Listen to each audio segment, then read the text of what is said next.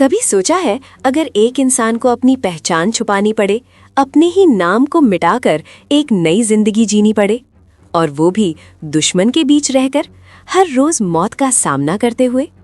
ये कहानी है एक ऐसे ही इंसान की जो दुनिया के लिए हमजा है, लेकिन उसके अंदर कहीं ना कहीं अभी भी जिंदा है जसकीरत। एक तरफ उसका पास्ट जिसमें दर्द, खून और बदला है, और दूसरी तरफ एक मिशन जहां हर गलती उसकी लास्ट हो सकती है। ये सिर्फ एक स्टोरी नहीं, एक इमोशनल वॉर है, अंदर भी और बाहर भी। तो रेडी हो जाओ, क्योंकि आज की जर्नी में तुम सिर्फ एक मूवी नहीं देखोगे, तुम फील करोगे एक स्पाई की लाइफ जहां हर सेकंड एक रिस्क है। और ट्रस्ट मी, हर सीन के बाद तुम्हारे दिमाग में बस एक ही सवाल होगा, अब क्या होने वाला है। तो पहले पार्ट में हमने देखा था हमजा के अंदर जलती हुई वो डेंजरस आग जिसने पूरी लायारी को हिला के रख दिया। लेकिन ये आग आखिर लगी कैसे, और कौन सा दर्द और गुस्सा वो इतने टाइम से अंदर दबा के बैठा है। अब कहानी यहीं से और डीप होने वाली है। Stay with me. Story start होती है हमजा यानी जसकीरत के पास्ट से।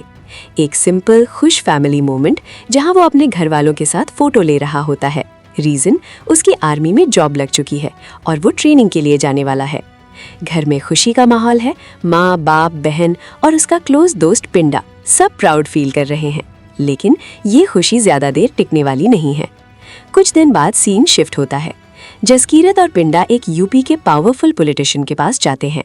ये कोई नॉर्मल पॉलिटिशियन नहीं, ये इलीगल पाउडर बिजनेस में इन्वॉल्व है। नाम है आतिफ अहमद। पिंडा के फादर का उससे स्ट्रॉन्ग कनेक्शन होता है, इसीलिए वो यहाँ कुछ डील के लिए आया है। आतिफ जसकीरत को देख के पूछता है, ये कौन है? और जैसे ही उसे पता चलता है कि जसकीरत आर्मी में है, वो हल्का सा हंस पड़ता है, जैसे उसके लिए ये सब एक जोक हो। यहाँ पिंडा कुछ वेपन्स भी ले लेता है, पर क्यों, ये ट्विस्ट अभी आगे रिवील होने वाला है। दोनों वापस अपने गांव आते हैं और एक घर के सामने रुक जाते हैं। उनकी आंखों में जो इमोशन है वो नॉर्मल नहीं, गुस्सा, दर्द और बदले की आग क्लियरली दिख रही होती है। पिंडा लास्ट टाइम पूछता है, भाई एक बार सोच ले, क्या यही लास्ट रास्ता है? उसका सपना था कि वो जसकीरत को यूनिफॉर्म में देखे, लेकिन जसकीरत का जवाब दिल तोड़ देने वाला होता है।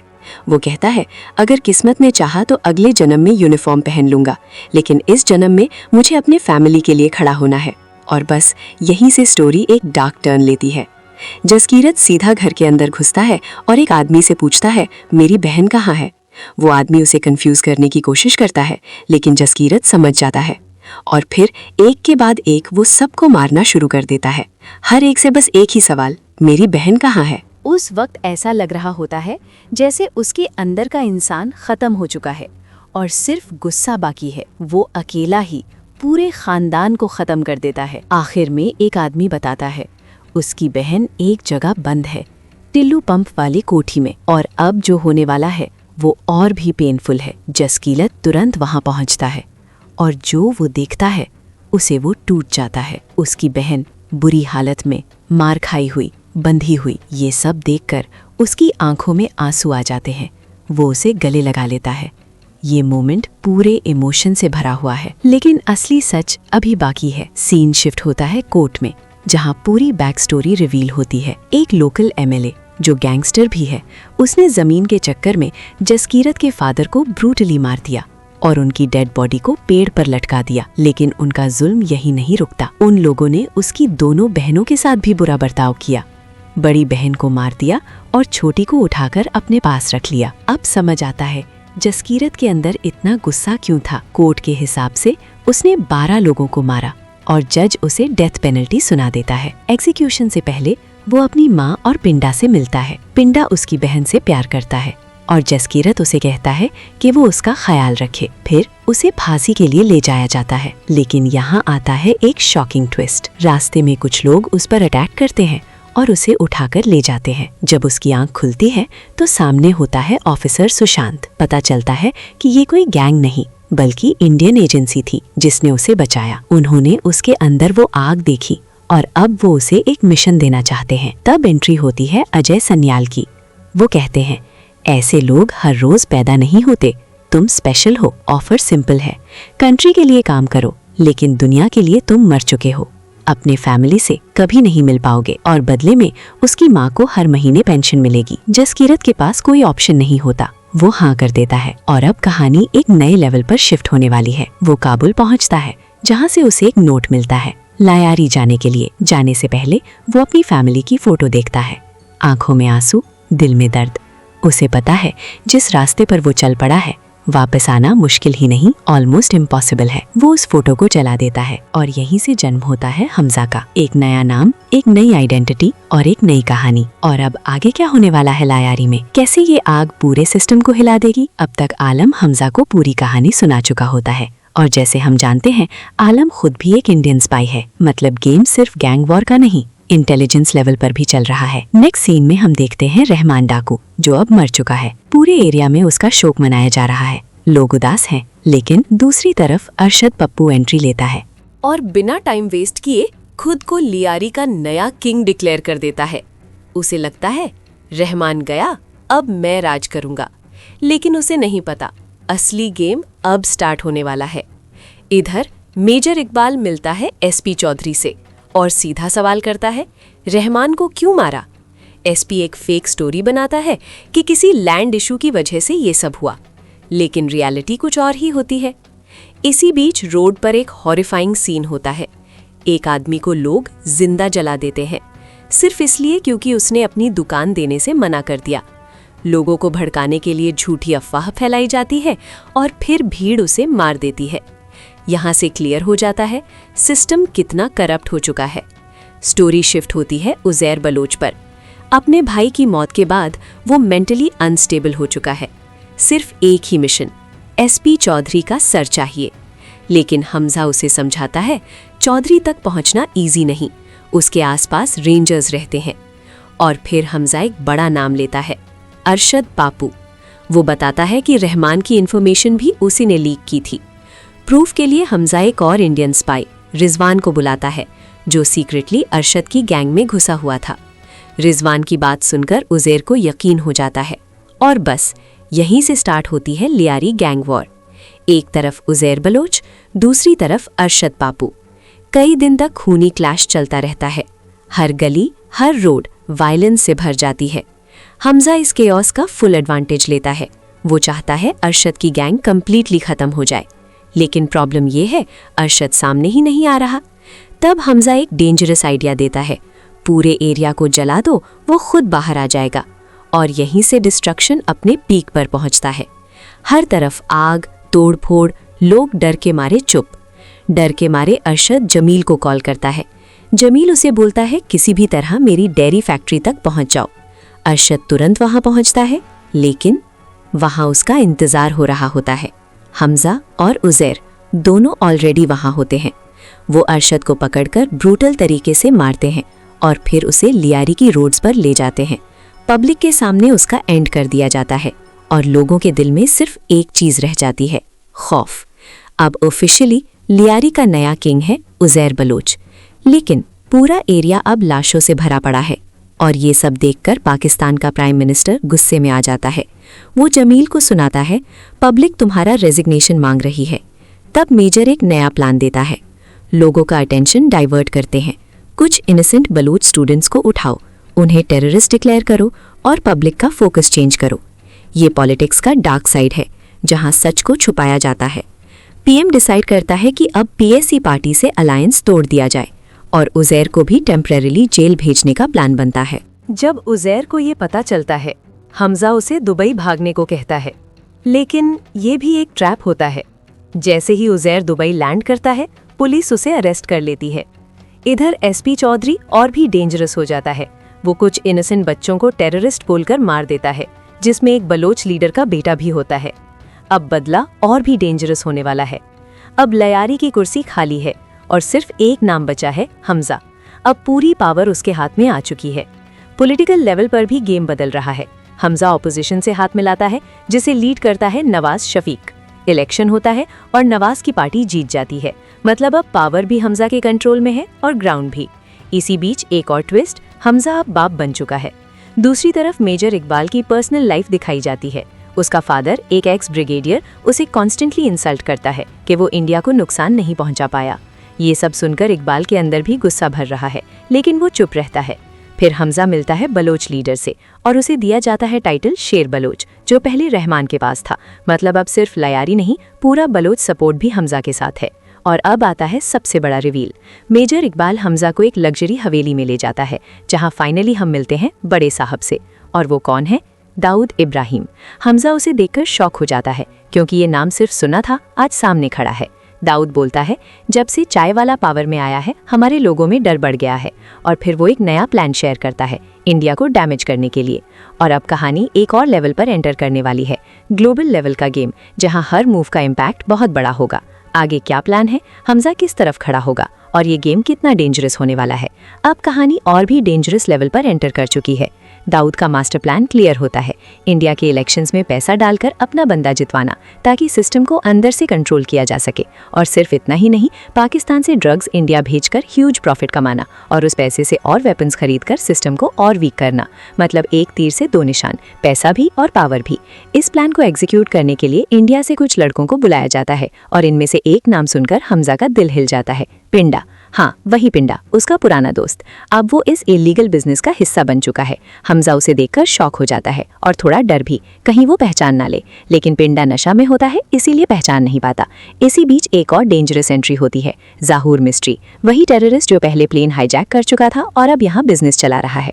सबको पता चलता है कि अगर ये डील सक्सेसफुल हो गई तो 150 करोड़ का प्रॉफिट होगा। और ये सिर्फ पैसा नहीं, एक अपकमिंग डिजास्टर का फ्यूल है।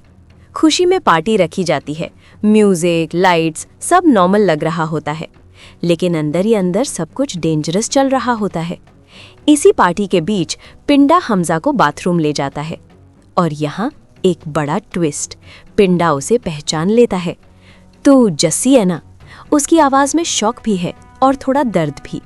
वो पूछता है, तू वापस क्यों नहीं आया? घर की याद नहीं आई? और फिर एक डिटेल बताता है, उसे पहले ही डाउट हो गया था जब उसने देखा कि जस्सी की माँ के अकाउंट में हर महीने पैसे आ रहे हैं। मतलब पिंडा सब समझ चुका था। हमजा उसे समझाने की कोशिश करता है, ये डील मत कर, इससे बहुत लोग मरेंगे। लेकिन पिंडा का जवाब सीधा दिल पर लगता है, तू मुझे सिखाएगा? तू खुद क्या बन चुका है? और यहीं से दोनों के बीच फाइट स्टार्ट हो जाती है। सिचुएशन कंट्रोल से बाहर चली जाती है और एंड में पिंडा मर जाता है। एक दोस्त जो कभी सब कुछ था, आज खत्म हो गया। हमजा समझ जाता है कि अगर ये बात बाहर गई तो सबका शक उस पर आएगा, इसलिए वो चुपचाप वहां से निकल जाता है। थोड़ी देर बाद शोर मचता है और जब लोग वहां पहुंचते हैं तो अलम ऑलरेडी वहां होता है। और सबसे शॉकिंग बात, वो ब्लेम अपने ऊपर ले लेता है। एसपी चौधरी उसे पूछता है, क्यों किया तूने? लेकिन अलम चुप रहता है। एसपी तुरंत समझ जाता है, ये इंडियन स्पाई है। जब हमजा को पता चलता है कि अलम पकड़ा गया तो वो एक टफ डिसीजन लेता है। वो अलम को खुद ख़त्म कर देता है ताकि उसका सीक्रेट सेफ रहे, और रीज़न देता है, ये मेरे घर में घुस के अटैक कर रहा था।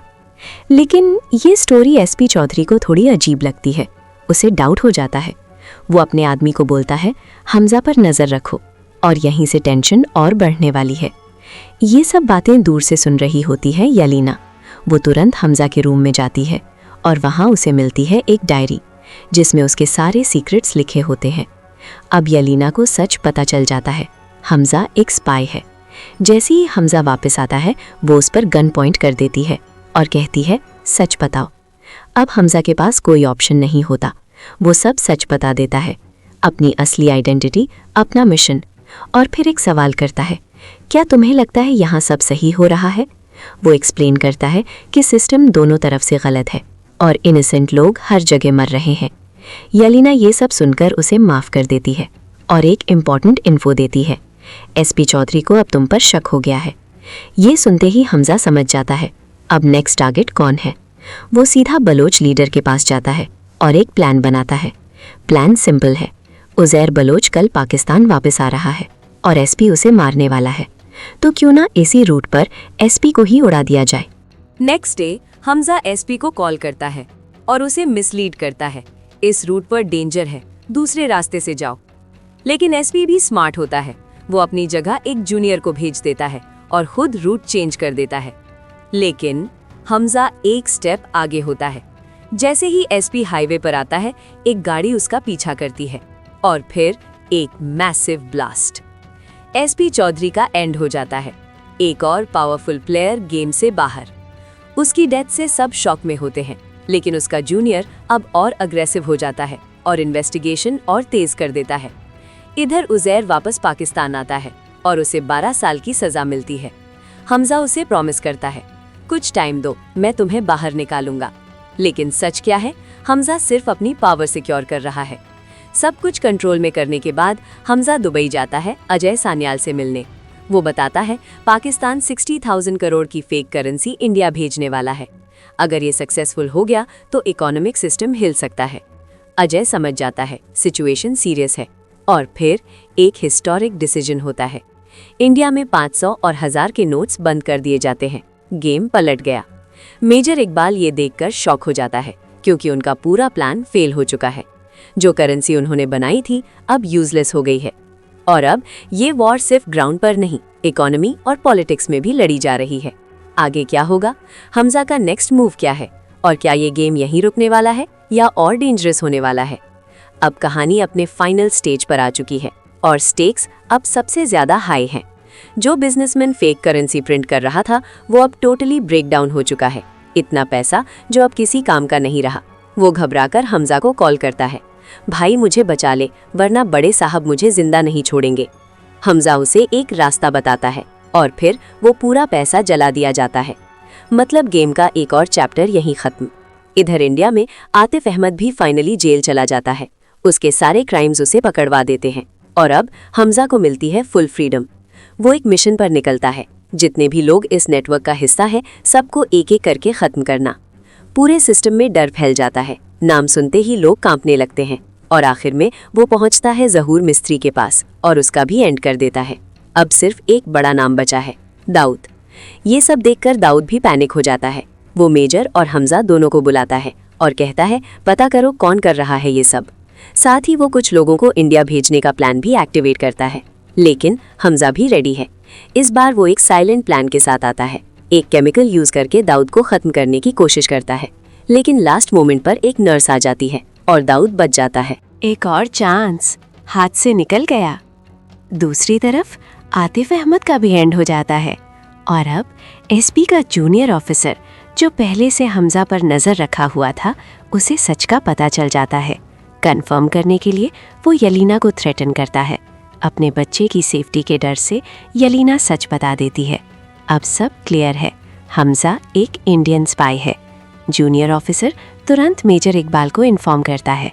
अब हमजा की सच्चाई एक्सपोज हो चुकी है तो उसे एक फाइनल ट्रैप में बुलाया जाता है, एक ऐसे बेस पर जहां से कुछ लोग इंडिया भेजने वाले होते हैं। हमजा वहां पहुंचता है लेकिन मेजर ने ऑलरेडी उसके खिलाफ प्लान सेट किया होता है। पर हमजा भी एक स्टेप आगे होता है। वो पहले ही वेपन्स में बॉम्ब सेट कर चुका होता है और अपने एक ट्रस्टेड कॉन्टैक्ट को सिग्नल दे चुका होता है, अगर मैं बाहर ना आऊं तो ब्लास्ट कर देना। और फिर जैसे ही मेजर उसे ख़त्म करने वाला होता है, मैसिव एक्सप्लोजन, पूरे एरिया में केओस फैल जाता है। इसी बीच बलूच लीडर भी अपने लोगों के साथ अटैक कर देता है क्योंकि वो पहले से ही मेजर से बदला लेना चाहता था। हर तरफ फायरिंग, कन्फ्यूजन, डिस्ट्रक्शन। मेजर वहाँ से भागने की कोशिश करता है लेकिन हमजा उसके पीछे लग जाता है। दोनों के बीच फाइनल फेस ऑफ होता है। मेजर गुस्से में कहता है, अब हम तुम्हारे मुल्क को बर्बाद कर देंगे। और बस ये सुनते ही हमजा का कंट्रोल टूट जाता है। वो उसे ब्रूटली ख़त्म कर देता है।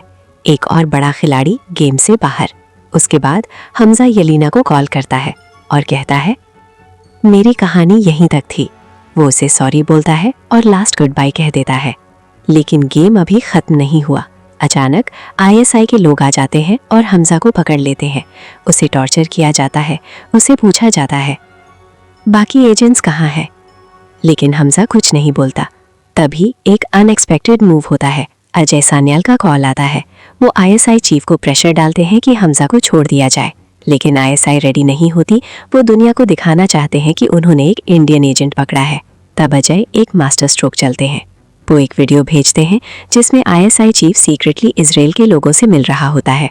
अगर ये वीडियो लीक हो जाए तो उसका सब कुछ खत्म हो सकता है और ये प्रेशर काम करता है। आईएसआई चीफ डर के मारे हमजा को छोड़ देता है, लेकिन एक कंडीशन, किसी और को ब्लेम लेना होगा। हमजा खुद सजेस्ट करता है, उज़ैर को स्पाई बना दो, और यहीं उज़ैर फंस जाता है। अब हमजा फाइनली बॉर्डर पर वापस आता है और यहाँ एक शॉकिंग रिवील होता है। उसे लेने आया होता है जमील, लेकिन ये कोई नॉर्मल बंदा नहीं, ये 40 साल पुराना इंडियन स्पाई है जो पाकिस्तान के सिस्टम के अंदर घुसा हुआ था। वो बताता है कि उसने दाऊद को सालों पहले ही स्लो पॉइजन दे दिया था ताकि वो धीरे धीरे सफर करे। मतलब गेम बहुत पहले से चल रहा था। अब हमजा वापस इंडिया पहुंचता है और अजय सान्याल से मिलता है। अजय उसका शुक्रिया करता है, तुमने देश के लिए सब कुछ सैक्रिफाइस किया। वो उसे रेस्ट करने के लिए कहता है, लेकिन हमजा वहाँ रुकता ही नहीं। वो सीधा अपने गांव चला जाता है। अपने घर के बाहर खड़ा होता है, दूर से अपनी माँ और बहन को देखता है, आंखों में आंसू, दिल में तूफान। लेकिन वो अंदर नहीं जाता, क्योंकि वो जानता है अगर एक बार मिल लिया तो वापस नहीं जा पाएगा। और यहीं एक स्पाई की असली सैक्रिफाइस समझ आती है। वो चुपचाप वापस मुड़ जाता है, अपनी इमोशंस को पीछे छोड़कर सिर्फ अपनी ड्यूटी के साथ आगे बढ़ता है। और इसी इमोशनल नोट पर कहानी खत्म होती है। Reviews and ratings. Dhurandhar the revenge. Overall verdict, एक high intensity action plus spy thriller जो ऑडियंस को एंगेज करता है, लेकिन क्रिटिक्स के साथ मिक्स्ड रिस्पॉन्स मिला है। फिल्म का स्केल, परफॉर्मेंसेस और इमोशन स्ट्रॉन्ग है, लेकिन रन टाइम और ओवर द टॉप एक्शन कुछ लोगों को हैवी लगा। Ratings breakdown. IMDb 8.5/10। ऑडियंस ने फिल्म को काफ़ी पसंद किया, स्पेशली परफॉर्मेंसेस और स्टोरी डेप्थ के लिए। रॉटन टोमेटोज 37%। क्रिटिक्स डिवाइडेड रहे, कुछ ने एक्शन और स्केल अप्रिशिएट किया, लेकिन काफ़ी ने एक्सेसिव वायलेंस और लेंथ क्रिटिसाइज की। The times of India 3/5। Engaging और ग्रिपिंग बताई गई, लेकिन ओवरस्टफ्ड और थोड़ी स्ट्रेच्ड फील होती है। Google users 94% like this film. Public response extremely strong, लोगों को स्टोरी, ट्विस्ट्स और इमोशनल डेप्थ पसंद आई। Audience and critics review summary. First, what people loved. Ranveer Singh का powerhouse performance, intensity plus emotion दोनों top level. Direction by Aditya Dhar, large scale storytelling और cinematic feel. Story का emotional core, revenge, sacrifice और identity का strong mix. Background score by Shashwat Sachdev, scenes को elevate करता है। Action sequences grand, stylish और theatre experience वर्दी। सेकंड, क्रिटिसिज्म, क्या वीक लगा। रन टाइम काफ़ी लंबा, ऑलमोस्ट 4 आवर्स, कुछ व्यूअर्स को स्लो फील हुआ। एक्सेसिव वायलेंस, हर किसी के टेस्ट के लिए नहीं। स्टोरी कभी कभी ओवर ड्रामेटिक और स्ट्रेच्ड लगती है। क्रिटिक्स ने कुछ थीम्स को कंट्रोवर्शियल भी बोला। Final review, short and powerful. Dhurandhar the revenge एक mass plus emotional plus high scale spy saga है जो ऑडियंस को फुल पैसा वसूल एक्सपीरियंस देता है, लेकिन क्रिटिक्स के लिए ये थोड़ा ज़्यादा लाउड और ओवर द टॉप हो जाता है। अगर आपको एक्शन, पॉलिटिक्स और इंटेंस कैरेक्टर जर्नी पसंद है तो ये फिल्म डेफिनेटली आपको एंगेज करेगी, लेकिन अगर आप शॉर्ट और सटल स्टोरी टेलिंग पसंद करते हो तो ये फिल्म थोड़ी हैवी लग सकती है। Final rating balanced 4/5। ऑडियंस के लिए ब्लॉकबस्टर एक्सपीरियंस, क्रिटिक्स के लिए मिक्स्ड राइट। तो ये थी कहानी एक ऐसे इंसान की जो जीता तो था लेकिन अपने लिए नहीं। ना उसने अपनी खुशी देखी, ना अपना घर, ना अपने लोग। उसने सिर्फ एक चीज़ देखी, अपना फर्ज। आखिरी मोमेंट में जब वो अपने घर के बाहर खड़ा होता है और फिर भी अंदर नहीं जाता, वही बताता है असली जीत कभी कभी सब कुछ खोकर मिलती है।